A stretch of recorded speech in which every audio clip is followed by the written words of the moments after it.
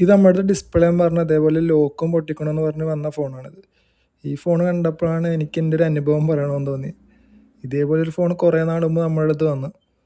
Customer പറഞ്ഞത് അതേപോലെ തന്നെ ലോക്കും പൊട്ടിക്കണം, ഡിസ്പ്ലേ മാറണമെന്നാണ്. അപ്പോൾ നമ്മൾ ഡിസ്പ്ലേ ഒക്കെ മാറി ലോക്കൊക്കെ പൊട്ടിച്ച് കൊടുത്ത്. അപ്പോൾ കസ്റ്റമർ സിമ്മ് വന്നപ്പോൾ അതിനകത്ത് ഫസ്റ്റ് സ്ലോട്ടിൽ സിമ്മ് പിടിക്കണില്ല, സെക്കൻഡ് സ്ലോട്ടിലോട്ട് സെക്കൻഡിലും പിടിക്കണില്ല.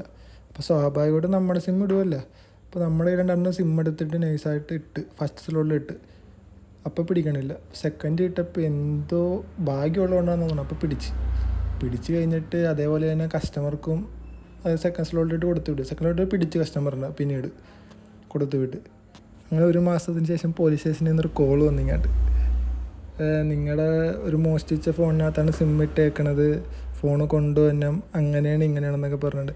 അതിനകത്ത് ആദ്യം സിം ഇട്ടേച്ച് ആ സിം ഇപ്പോൾ സ്വിച്ച് ഓഫാണ്, രണ്ടാമതിട്ട് നിങ്ങളുടെ സിമ്മാണ് എന്നൊക്കെ പറഞ്ഞ് ഞങ്ങൾക്ക് ഫോണ് കിട്ടണോ അങ്ങനെയൊക്കെ പറഞ്ഞിട്ടുണ്ട്. നമ്മളിവിടെ നിന്ന് ഫോൺ കൊണ്ട് കൊടുക്കാനാണ്.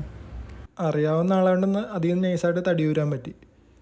അതുകൊണ്ട് ഇപ്പോൾ അറിയുന്നവർ വന്നാലും അറിയാത്തവർ വന്നാലും പ്രൂഫ് മേടിച്ചിട്ട് എന്ത് വെച്ചാൽ ചെയ്യുക, അല്ലെങ്കിൽ പോലീസ് സ്റ്റേഷനിൽ കയറി ഇറങ്ങാനേ നേരം ഉണ്ടാവുള്ളൂ.